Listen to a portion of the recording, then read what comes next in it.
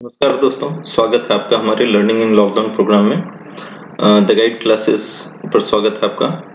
और आज हम लोग 17 अप्रैल को जो कुछ हमारे दोस्तों के द्वारा क्वेश्चंस पूछे गए हैं, उन क्वेश्चंस को एक एक करके डिस्कस करते हैं। सबसे पहला क्वेश्चन देखिए, एक कमरे की ऊंचाई और इसके अर्ध परिमाप का अनुपात 2 और 5 है। दरवाजों तथा खिड़कियों के 15 वर्ग मीटर को छोड़कर शेष दीवारों पर 50 सेंटीमीटर चौड़ा कागज 8 रुपए प्रति मीटर की दर से लगाने का खर्च 1040 है। इस कमरे की ऊंचाई कितनी है? तो चलिए देखते हैं दोस्तों। सबसे पहले तो यहाँ पे क्या है कि जो टोटल खर्च आया है हमारा कितने का आया है, वो आया है 1040 रुपए का। सॉरी, जो खर्च आया है टोटल वो देखते हैं कितने का आया है। जो टोटल एक्सपेंडिचर है ये आया है 1040 रुपए का, ठीक है। और पर मीटर 8 रुपए के रेट से लगा है, तो यहां से अगर 8 से डिवाइड कर दें हम लोग 1040 रुपए को, तो ये पता चल जाएगा कितना आ जाएगा हमारा 130 मीटर। इसका मतलब 130 मीटर लंबाई की कागज लेनी पड़ी होगी हम लोगों को। जो पेपर की चौड़ाई है वो 50 सेंटीमीटर की है, ठीक है। मतलब एक स्ट्रिप टाइप का इमेजिन कीजिए, इस तरह का पेपर होगा, रोल होगा, जिसे खोलते चले जाएंगे और लगता चला जाएगा, ठीक है। तो ये अगर 50 सेंटीमीटर है, 0.5 मीटर लिख लेते हैं इसको, तो ये जो लंबाई यूज हुई होगी पेपर की 130 मीटर हुई होगी, ठीक है। तो टोटल कितना एरिया कवर किया होगा पेपर से हम लोगों ने, वो पता कर लेते हैं। तो वो पता करने के लिए, चूंकि यहाँ दिया हुआ है हम लोगों को कागज की चौड़ाई है 50 सेंटीमीटर, ठीक है। तो जो टोटल एरिया कवर किया होगा हम लोगों ने पेपर से दीवार का, वो कितना हो जाएगा? तो एरिया कवर्ड जो होगा, एरिया कवर्ड, जो एरिया कवर हो जाएगा वो हो जाएगा हमारा 130 गुना 0.5। ये हो जाना है हमारा 130 का आधा कर ले दोस्तों, 65 इतना मीटर स्क्वायर, ठीक है। अच्छा, ये तो वो एरिया हो गया दीवार का जो कवर कर दिया गया है पेपर से, कलर्ड पेपर से। इसके अलावा 15 वर्ग मीटर 15 मीटर स्क्वायर एरिया छोड़ दिया गया था दरवाजों और खिड़कियों का, ठीक है। तो अगर इसे भी ऐड कर ले तो टोटल हमारे पास चारों दीवारों का क्षेत्रफल मालूम पड़ जाएगा हम लोगों को। तो चारों दीवारों का क्षेत्रफल कितना हो जाएगा? तो वो हो जाएगा हमारा 65 प्लस 15, ये हो जाएगा 80 मीटर स्क्वायर, ठीक है। अब चूंकि जानते हैं एक दीवार का क्षेत्रफल हो जाएगा लंबाई गुने ऊंचाई, और सेम इसी तरह की एक दूसरी दीवार हो जाएगी उसके सामने वाली, एक और दीवार की का क्षेत्रफल हो जाएगा चौड़ाई गुना ऊंचाई, और ठीक इसके सामने वाले दीवार का भी वही क्षेत्रफल हो जाएगा। तो जनरली हम लोग जानते हैं 2 गुना हाइट गुना लेंथ प्लस ब्रेड्थ, ये 4 दीवारों का क्षेत्रफल होता है दोस्तों, ठीक है। और इसका वैल्यू हमारे पास आया हुआ है 80 मीटर स्क्वायर। अब यहाँ पे देखते हैं एक सेकेंड कि जो रेशियो दिया हुआ है, जो अनुपात है 2:5 का है। ये रेशियो जो है किसका किसका है? ये रेशियो हमारे पास हाइट का और लेंथ प्लस ब्रेड्थ का, इन दोनों का जो रेशियो है 2:5 है, ठीक है। तो इसे अगर हम लोग 2x मान लेते हैं तो ये कितना हो जाना है? 5x हो जाएगा। तो यहाँ पे क्या हो जाएगा दोस्तों? 2 into 2x into 5x is equal to 80, ठीक है। 2 दूना 4 पंचे 20 से ये कट जाएगा कितने बार में? 4 बार में, जी हाँ दोस्तों। तो x स्क्वायर का वैल्यू कितना आ जाएगा हमारा यहाँ पे? 4 आ जाएगा, और x का वैल्यू कितना हो जाना चाहिए? 2 हो जाएगा, ठीक है। तो x का वैल्यू चूंकि 2 आ गया है, हम लोगों से मांगा क्या गया है? ऊंचाई मांगी गई है, हाइट। हाइट कितना है दोस्तों? 2x। तो x की जगह हम लोग 2 का वैल्यू रख सकते हैं, तो 2x का वैल्यू कितना हो जाना चाहिए? 4 मीटर। ये हमारा आंसर हो जाएगा, जो कि ऑप्शन नंबर सी में दिया हुआ है दोस्तों। चलते हैं आगे हम लोग अगले क्वेश्चन की तरफ। उम्मीद करता हूं समझ चुके होंगे आप लोग। यहाँ कहा जा रहा है कि एक व्यक्ति है जो 3900 किलोमीटर की दूरी तय करता है। उसमें से कुछ भाग तय करता है एरोप्लेन द्वारा, वायुयान द्वारा, कुछ भाग तय करता है जलयान से, और शेष भाग तय करता है रेल से, ठीक है। और इन यात्राओं में लिए गए समय का अनुपात दिया हुआ है, टाइम्स का रेशियो दिया हुआ है 1, 16 और 2। और इन यात्राओं के साधनों की गतियों का अनुपात, मतलब वायुयान की गति, जलयान की गति और रेल की गति का अनुपात दिया हुआ है दोस्तों हम लोगों को। और इसके अलावा एक और जानकारी दी गई है कि कुल यात्रा में अगर इसकी औसत गति 42 किलोमीटर प्रति घंटा होती है तो हम लोगों को जो पता करना है वो जलयान से तय की गई दूरी ज्ञात करनी है दोस्तों। अच्छा दोस्तों, एक बात पूछता हूँ, बताइएगा आप लोग, समय और चाल को अगर गुना कर दें तो क्या दूरी मिल जाएगी हम लोगों को? डिस्टेंस ऐसे ले सकते हैं हम लोग, distance is equal to speed into time. जी हाँ दोस्तों, तो अभी चलते हैं, सबसे पहले तो देखते हैं टाइम का क्या रेशियो दिया हुआ है एरोप्लेन का, शिप का और ट्रेन का। ठीक है, तो जो टाइम का रेशियो दिया हुआ वो दिया 1:16:2। ये टाइम का रेशियो है दोस्तों। ठीक है, चलिए अब देखते हैं यहाँ पे हम लोग स्पीड्स का क्या रेशियो दिया हुआ है। स्पीड्स का रेशियो दिया हुआ है 20:1:3। ठीक है, अभी हम लोग डिस्टेंस का रेशियो निकाल लेते हैं दोस्तों। यहाँ से डायरेक्ट हम लोग टाइम इनटू स्पीड कर लेंगे, ये हम लोगों को डिस्टेंस का रेशियो मिल जाएगा। मान लेते हैं कि एरोप्लेन की स्पीड 20 की रही होगी और उसने 1 घंटे यात्रा की होगी, तो कुल यात्रा कितनी करी होगी? एग्जैक्टली 20। यहाँ पे 1 की चाल से 16 घंटे में 16, और यहाँ पे 3 की चाल से 2 घंटे में 6। ये समझ रहे हैं दोस्तों आप लोग, हम लोगों ने टाइम को और स्पीड को मल्टीप्लाई किया है, यहाँ टाइम और स्पीड को मल्टीप्लाई किया, टाइम और स्पीड को मल्टीप्लाई किया, ये डिस्टेंसेस निकल के आ गया है दोस्तों। ठीक है, अब यहाँ पे देख लें,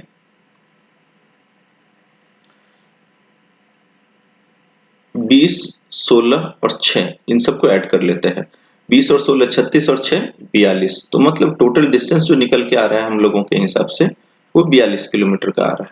ठीक है दोस्तों, जिसमें से कि जलयान द्वारा तय की गई दूरी कितनी है? 16 किलोमीटर है। हम लोगों को इसका वैल्यू पता करना है।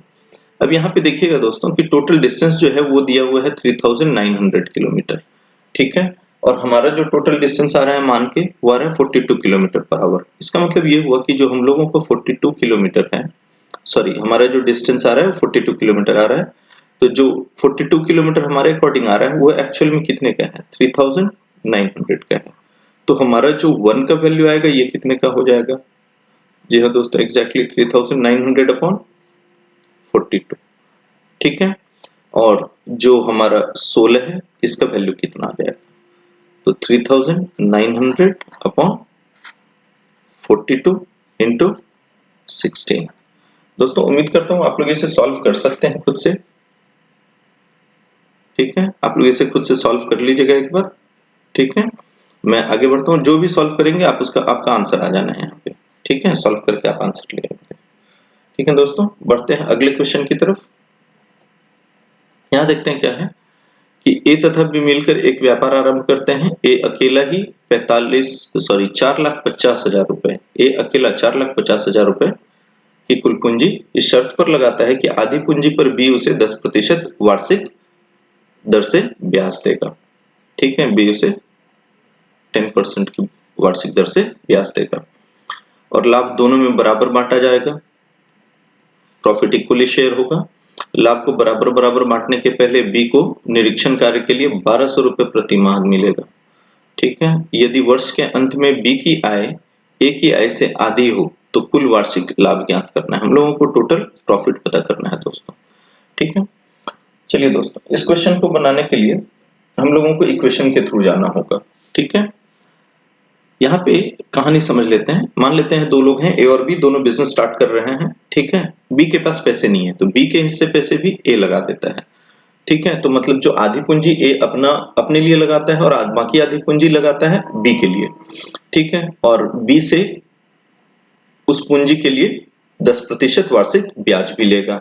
अब इसके अलावा क्या होता है कि बी निरीक्षण कार्य भी करता है व्यापार में, तो उसे तनख्वाह के रूप में, सैलरी के रूप में 1200 रुपए प्रति माह दिया जाता है। ठीक है, तो देखते हैं, मान लेते हैं कि टोटल प्रॉफिट, जो कुल लाभ है हमारा, जो टोटल प्रॉफिट है, टोटल प्रॉफिट जो है ये मान लेते हैं x रुपीज है।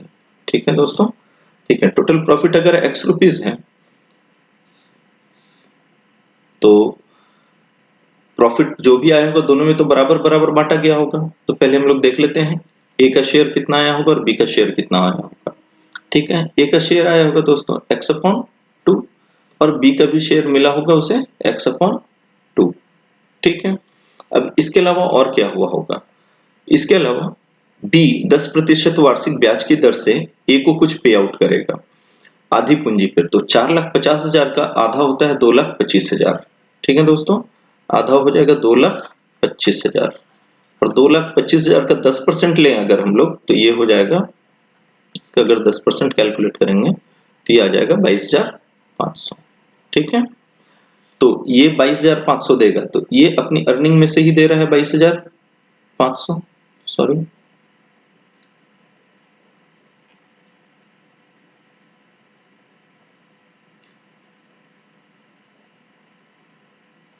बाईस हजार पाँच सौ 22,500 ये अपनी अर्निंग में से दे रहा है, और ये इसके हिस्से में से, बी के हिस्से में से घट रहा है, और ये दे किसे रहा है?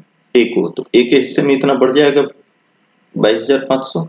ठीक है, चलिए इसके अलावा क्या कहता है? इसके अलावा कहा जा रहा है कि बी जो है उसे प्रति माह 1,200 रुपए की दर से सैलरी भी दिया जाता है। तो 1,200 रुपए अगर एक महीने में मिलता है तो एक साल में कितना मिल जाएगा उसे? 1,200 गुना 12, तो 14,400 ये एक्स्ट्रा बी को मिलेगा इतना। ठीक है दोस्तों, अब कहा जा रहा है इसके बाद जो बी का हिस्सा है वो ए के हिस्से का आधा है। मतलब हम लोग ऐसा भी समझ सकते हैं कि जो ए का हिस्सा है वो बी के हिस्से का 2 गुना है।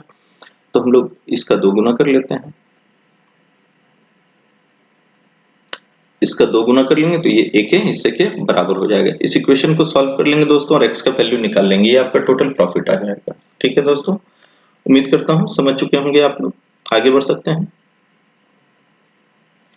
देखिए अगले क्वेश्चन में क्या कहा जा रहा है यहाँ पे। इस क्वेश्चन में कहा जा रहा है कि 500 केजी और है। ठीक है, यहाँ पे ये क्वेश्चन नंबर 4 होगा दोस्तों, इसे ही काट लेंगे। क्वेश्चन नंबर 4 है ये। ठीक है, 500 केजी और है, और मतलब जो उर्वरक, जो ये होता है उर्वरक होता है, रॉ मटेरियल जिससे मेटल्स को एक्सट्रैक्ट किया जाता है। ठीक है, अयस्क, सॉरी अयस्क बोलते हैं जिसे। ठीक है, तो 500 केजी अयस्क है, उसमें आयरन एक्सट्रैक्ट करना है, उस अयस्क से लोहा निकालना है। तो ब्लास्ट फर्नेस प्रोसेस के बाद 200 किलो स्लैग निकलता है, जो कचरा निकलता है। ठीक है, उसमें 12.5% क्या होता है? आयरन। ठीक है, मतलब जो 200 किलो लिया गया है, स्लैग आया है 200 केजी 500 में से, इसमें 12.5% है आयरन आपका। ठीक है, इसके अलावा बच कितना जाता है हमारे पास? 300 केजी बच जाता है दोस्तों। ठीक है, जो 300 केजी बच जाएगा 500 में से, इसमें कहा जा रहा है 20% अधिक है। क्या चीज? तो प्रतिशतता आयरन की, जो ओरिजिनल ओर में है उसके कंपैरिजन में, कि ओरिजिनल ओर में जितना है उससे 20% अधिक है, किसमें? रिमेनिंग में।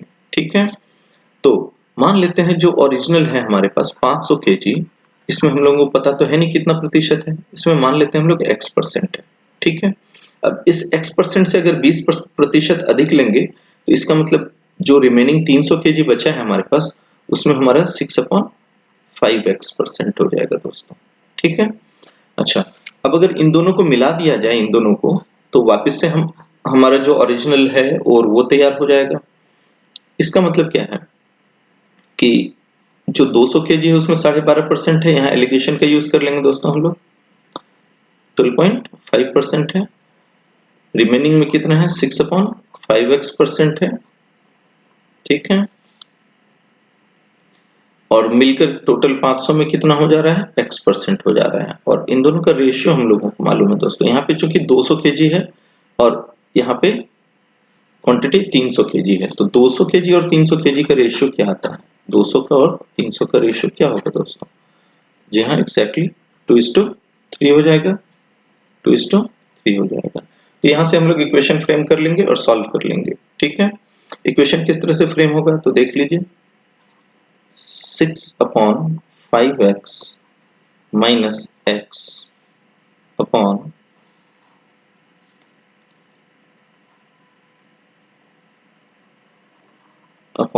x minus 12.5, इन दोनों का रेशियो ले लेते हैं। तो जब देख रहे हैं हम लोग कि 6/5x में से x को माइनस कर रहे हैं तो रेशियो किसका आ रहा है? क्या आ रहा है? 2 आ रहा है, तो ये 2 हो जाएगा यहाँ पे। ठीक है, और नीचे रेशियो क्या ले लेंगे 3। इस इक्वेशन को सॉल्व कर लेंगे दोस्तों, आपका x का वैल्यू आ जाएगा, ठीक है। और x का वैल्यू आने के बाद हम लोग पता कर सकते हैं कि ओरिजिनल 500 केजी ओर में कितना था। जब आप इसे सॉल्व करेंगे दोस्तों तो आपका आंसर आ जाएगा ऑप्शन नंबर बी 89.2, ठीक है 28। और ये भी अप्रॉक्स में आएगा, एग्जैक्ट वैल्यू नहीं आएगा दोस्तों, ठीक है। 28 के बाद भी कुछ डिजिट्स आएंगे बट इग्नोर कर देना है हम लोगों को, डेसिमल के बाद 2 डिजिट तक ही लेंगे हम लोग, ठीक है। चलिए दोस्तों आगे बढ़ते हैं हम लोग नेक्स्ट क्वेश्चन की तरफ। क्वेश्चन काफी लेंदी लग रहा है दोस्तों देखने में, क्योंकि कॉलम में है, डरना नहीं है। कहा जा रहा है कोई आदमी है टीका चंद, ये एक तराजू का इस्तेमाल करता है जिसमें थोड़ी सी टेक्निकल खराबी है। इसका जो राइट पैन है of his balance measures always 200 gram more than it's pan. Sorry यहाँ पे मिसिंग है दोस्तों, टाइपिंग मिस्टेक है जिसने भी लिखा है, यहाँ पे लेफ्ट पैन हो जाएगा, ठीक है। क्योंकि राइट पैन को कंपेयर किया जा रहा है तो किससे कंपेयर करेंगे, लेफ्ट पैन से कंपेयर करेंगे। मतलब तराजू के जो 2 पलड़े होते हैं तो राइट वाले जो पलड़ा है वो उसका भार लेफ्ट वाले पलड़े से 200 ग्राम अधिक है। इस तरह से वो क्या करता है, मिस यूटिलाइज करता है, ठीक है, इसका फायदा उठाता है खरीदते समय भी और बेचते समय भी, ठीक है। खरीदते समय वो क्या करता है, वजन को राइट वाले पैन में रखता है, क्योंकि जो बटखरा होता है उसे क्योंकि उसका वजन ऑलरेडी ज्यादा है और उस पर बटखरा रखेगा तो जो सामान 2 केजी मिलने का उसे, ठीक है, या 1 केजी की जगह 1 केजी 200 सामान मिल जाएगा उसे, ठीक है। और बेचते समय वो क्या करता है, सामान को राइट पैन पे रखता है, मतलब बेचना हो अगर तो 1 केजी की जगह उसे 800 ग्राम में ही सामान देना पड़ेगा, ठीक है। तो इस तरह से वो क्या कर रहा है, हर बार 200 ग्राम का घोटाला कर रहा है। अब इसके बाद कहा जा रहा है कि he uses only 2 KG weight, वो सिर्फ 2 किलो का बटखरा ही इस्तेमाल करता है, ठीक है, मेजरमेंट के लिए। And to measure 2 n kg weight he measures n times, तो वो बहुत बार जब भी करता होगा n बार, मतलब 10 बार करना हो 20 बार करना हो, ठीक है, तो समझ रहे हैं, तो हर बार 2-2 केजी करके करेगा, ठीक है। तो पूछा जा रहा है उसका प्रॉफिट परसेंटेज कितना है दोस्तों, थोड़ा कॉम्प्लिकेटेड है डेटा क्वेश्चन में, चलिए खैर फिर भी देखते हैं, कोशिश करते हैं समझने की। अब देखते हैं खरीदते समय क्या कर रहा होगा, ठीक है, वही परचेसिंग, वही बाइंग, जब खरीद रहा होगा, ठीक है। तो हम लोग मान लेते हैं दोस्तों थोड़ी देर के लिए 1 ग्राम का प्राइस, कॉस्ट प्राइस मान लेते हैं 1 ग्राम का 1 रुपए, ठीक है, 1 रुपए है। तो जितने ग्राम खरीदेंगे हम लोग उतना कीमत चुकाना होगा बंदे को। अब अगर ये 2 केजी ही खरीदता है, हम लोग 2 केजी पे ही कैलकुलेशन करके देख लेते हैं, 2 केजी ले लेते हैं, 2n की आवश्यकता नहीं है, 20 केजी 200 केजी कितना भी ले लीजिए आप, 4 केजी 8 केजी 16 केजी कुछ भी ले सकते हैं 2 के मल्टीपल में, ठीक है। नॉमिनल से कैलकुलेशन रखने के लिए 2 केजी ही लेके चलते हैं हम लोग, कोई इश्यूज नहीं है। 2 केजी में कितना ग्राम हो जाता है दोस्तों, 2000 ग्राम।